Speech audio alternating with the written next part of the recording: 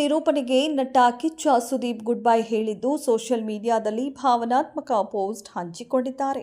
Big boss show ನನ್ನ ಕಳೆದ 11 ಸೀಸನ್ಗಳಿಂದ ನಾನು ಆನಂದಿಸಿದ್ದೇನೆ. ನೀವು ತೋರಿಸಿದ ಎಲ್ಲ ಪ್ರೀತಿಗೆ ಧನ್ಯವಾದಗಳು.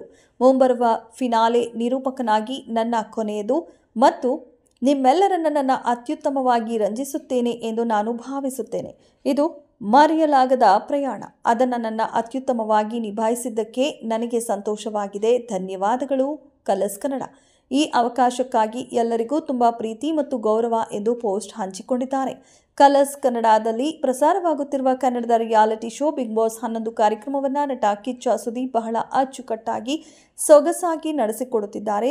ಇವರ ಖಡಕ್ ಮಾತಿಗೆ, ಸ್ಪರ್ಧಿಗಳನ್ನು ಕ್ಲಾಸ್ ತೆಗೆದುಕೊಳ್ಳುವ ರೀತಿಗೆ, ಸ್ಪರ್ಧಿಗಳನ್ನು ಕಾಲೆಳೆಯುವ ಶೈಲಿಗೆ ಎಲ್ಲರೂ ಫಿದಾ ಆಗಿದ್ದಾರೆ. ಆದರೆ ಇನ್ಮುಂದೆ ಬಿಗ್ ಬಾಸ್ ನಿರೂಪಣೆ ಮಾಡುವುದಿಲ್ಲ ಎಂದು ನಟ ಸುದೀಪ್ ಘೋಷಣೆ ಮಾಡಿದ್ದಾರೆ.